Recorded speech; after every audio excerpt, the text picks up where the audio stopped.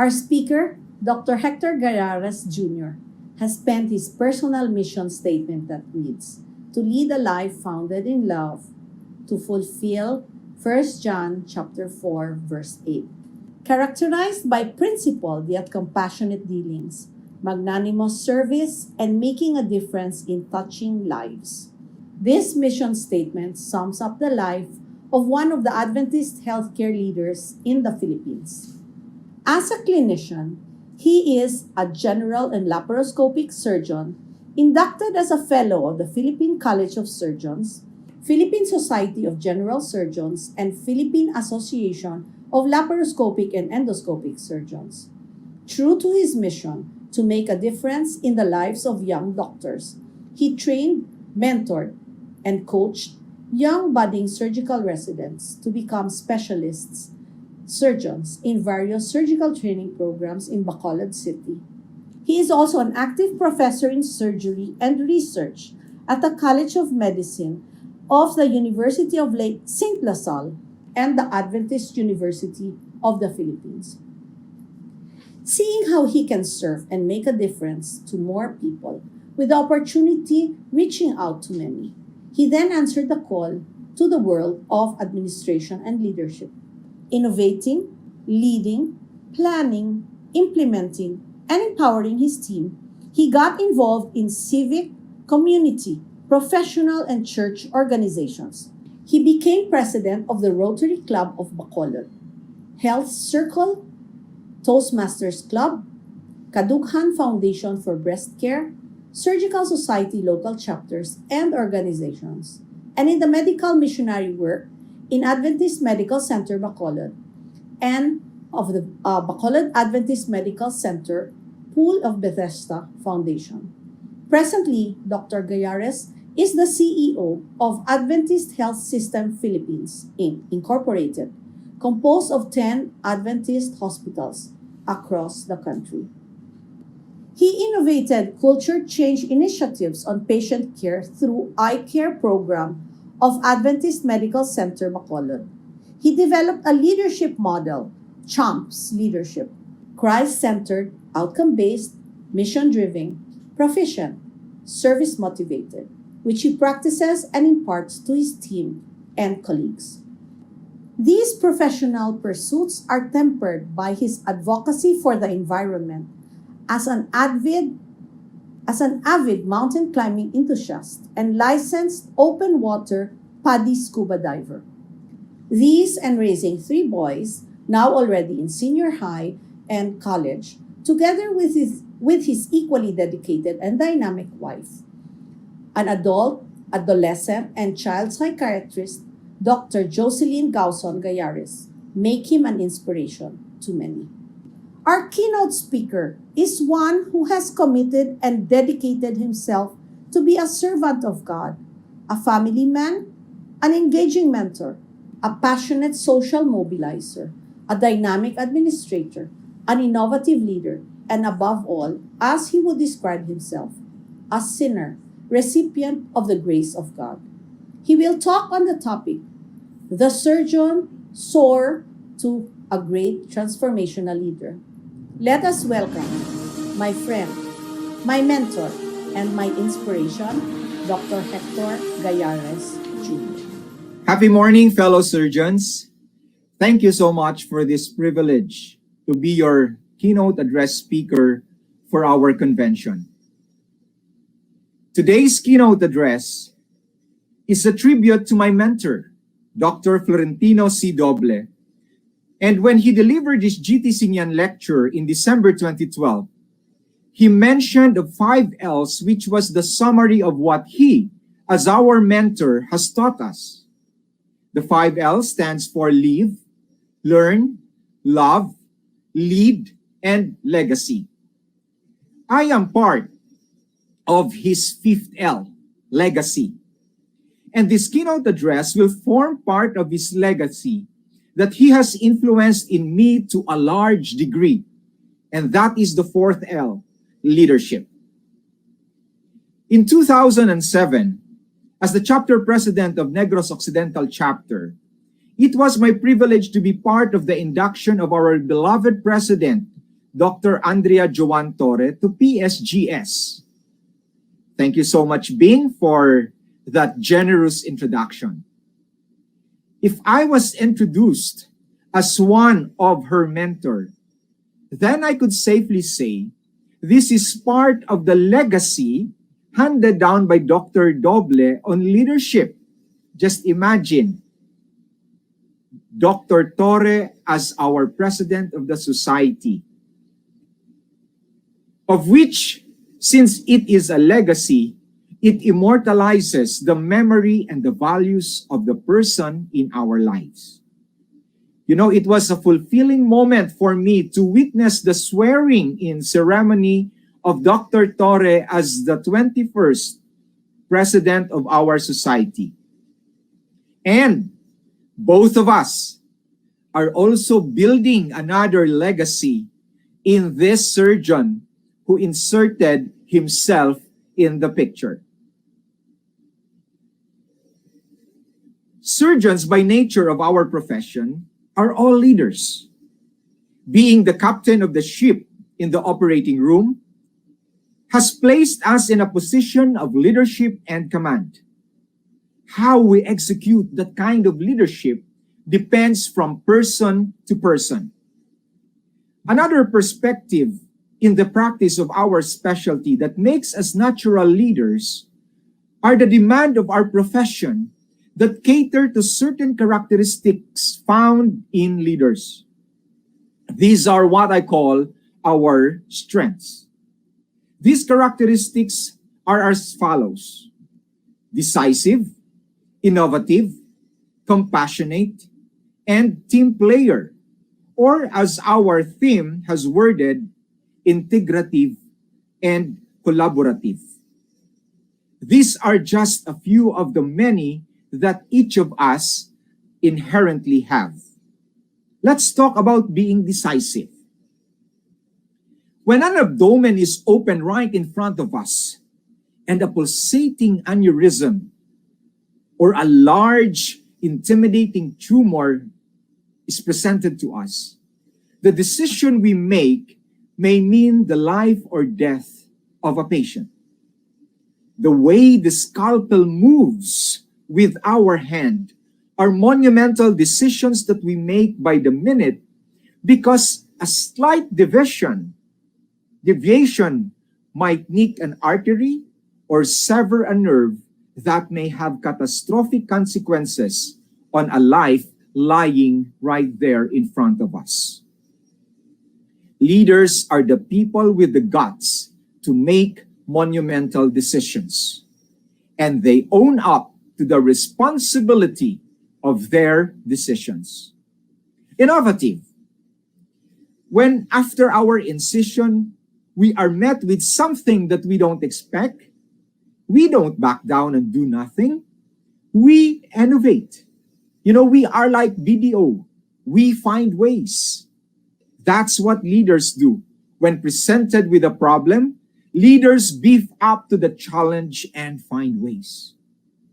Compassionate. As surgeons, we deal with end-of-life scenarios.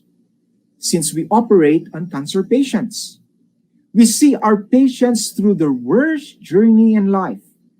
We empathize. We share the grief. And compassion is a natural trait because we always see the reality that life has its ends, and even we, specialists at that, can only do so much. Such realization brings not only compassion, but also humility in our practice.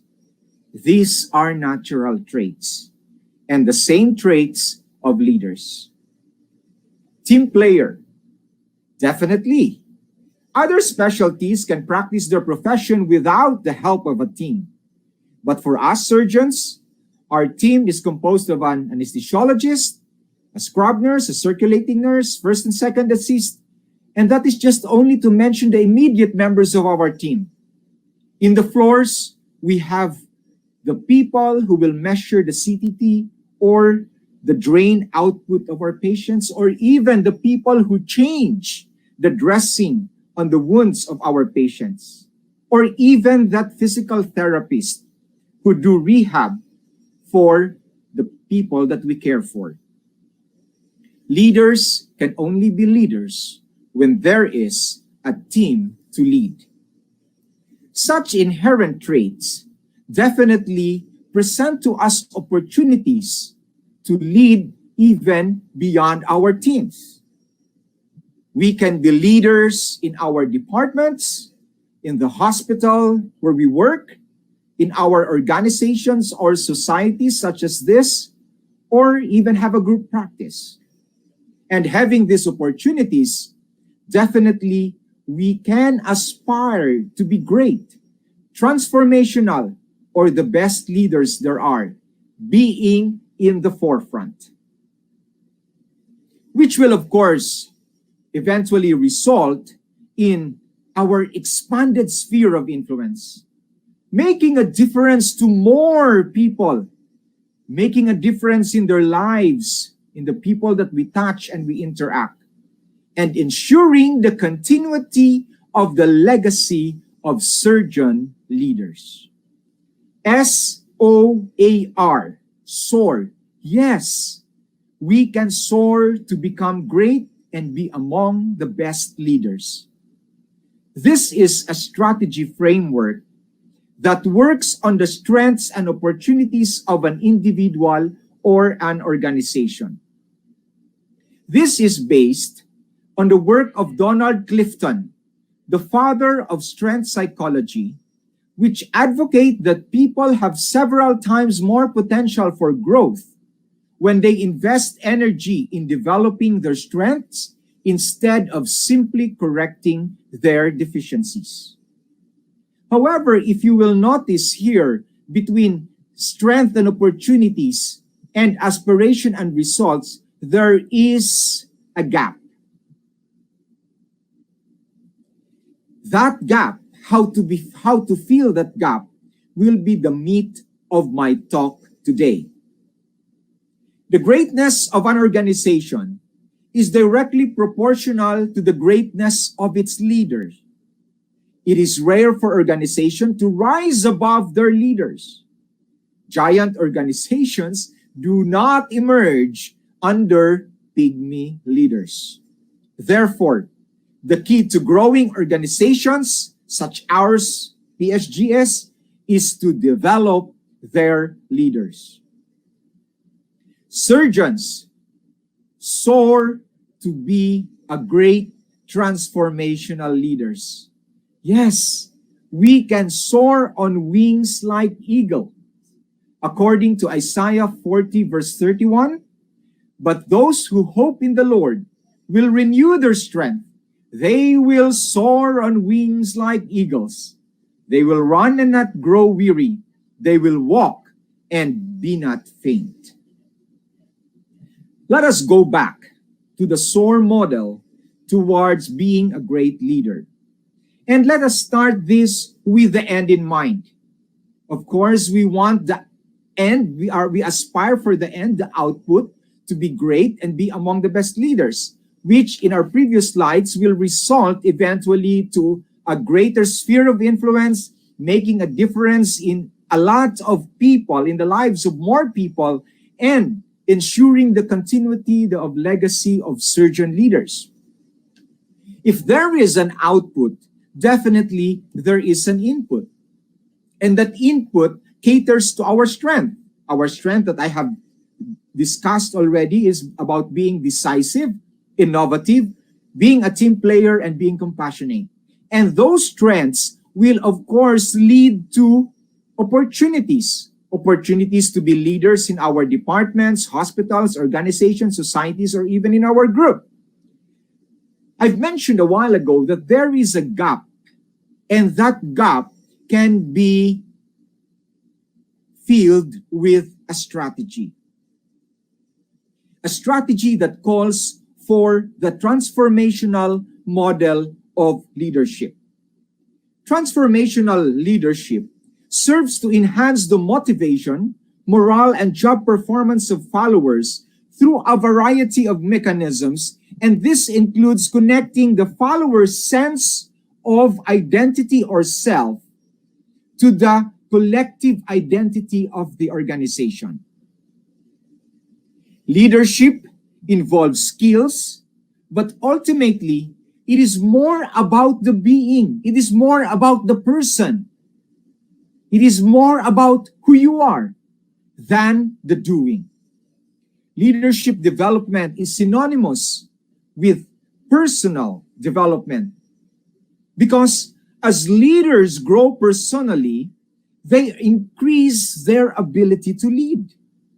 And as they increase their capability to lead, they also enlarge the capacity of their organization to grow.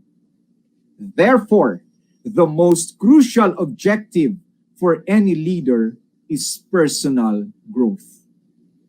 As Max Dupree poignantly observes, we are sentenced to live with what we have become.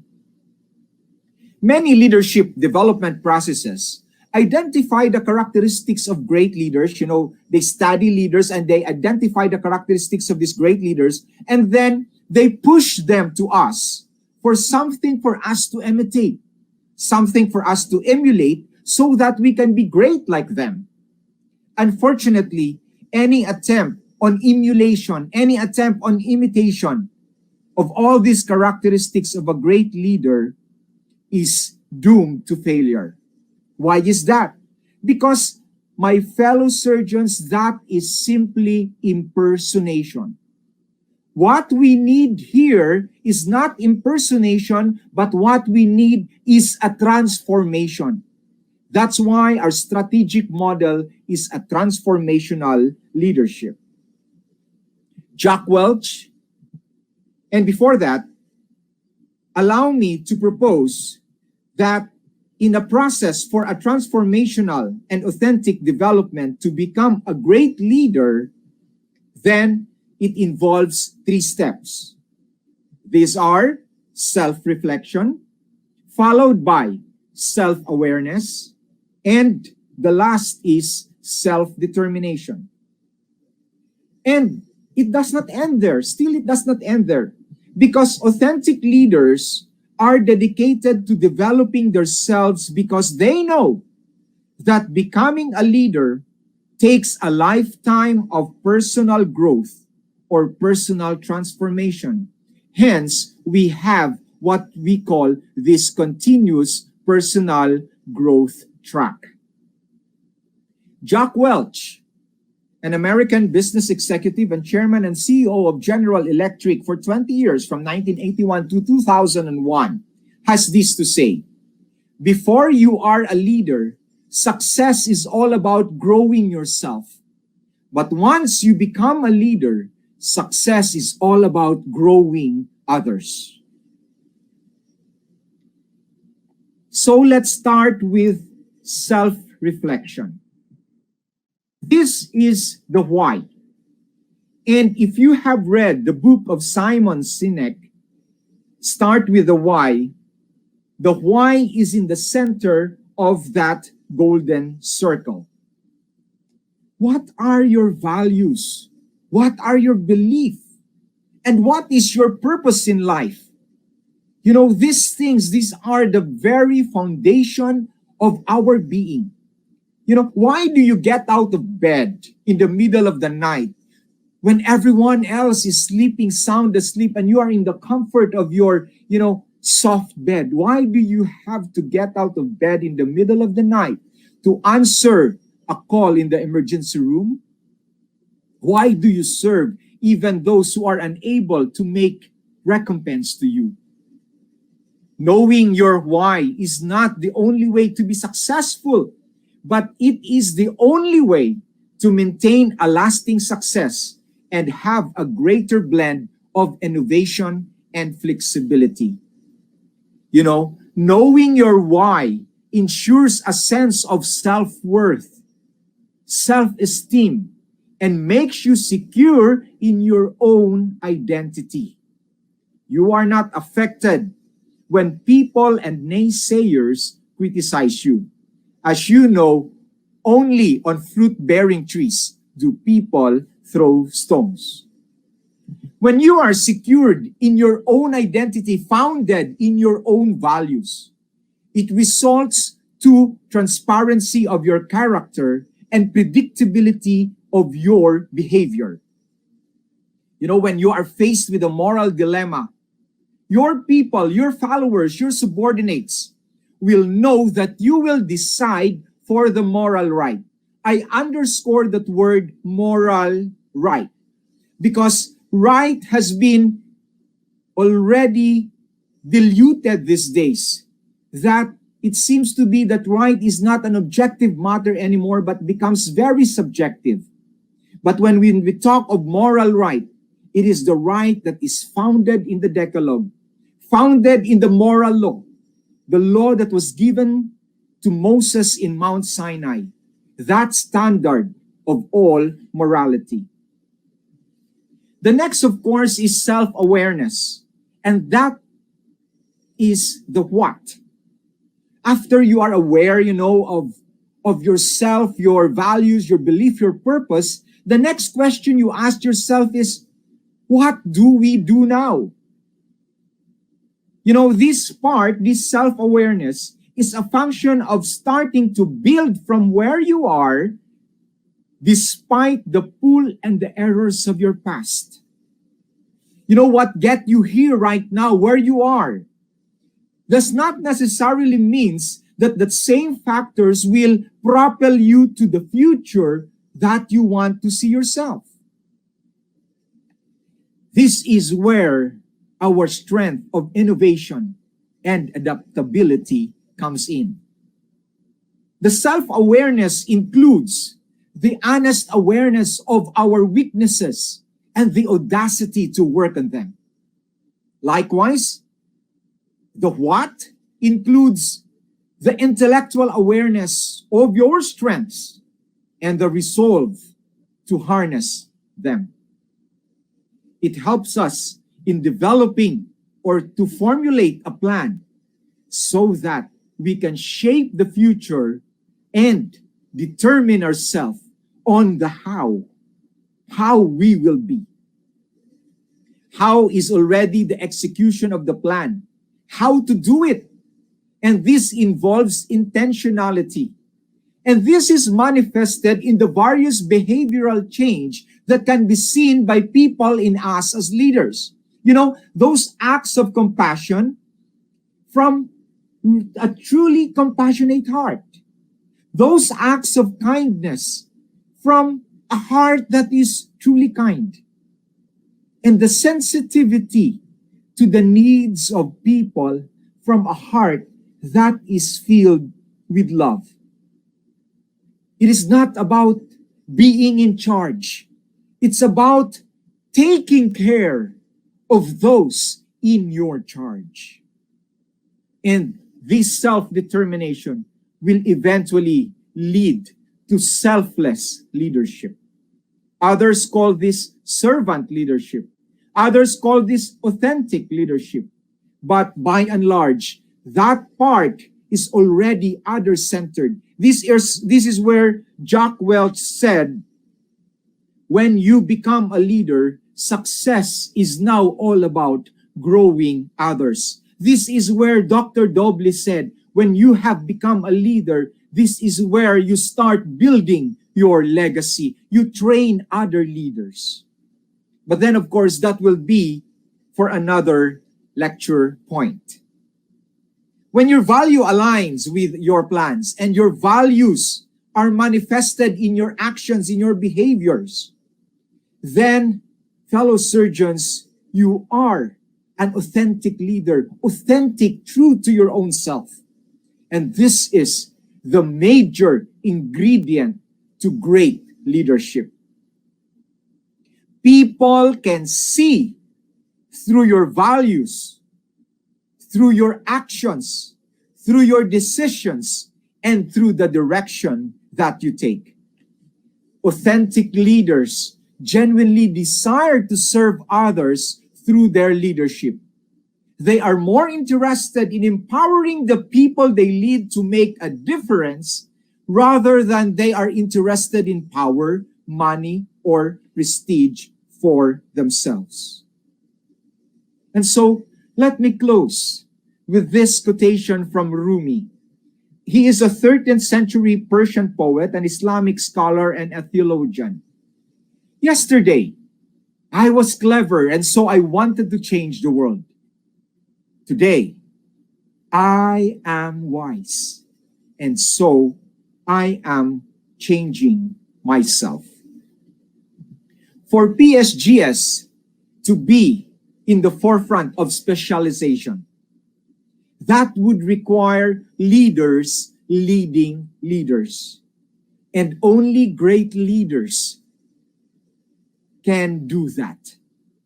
And so my challenge for each of you, my call to action for each of you is be one. Who knows, 3, 5, 10 years from now, when we asked a colleague in a crowd, tell me, who is a great leader to you? Who knows, the answer might be you.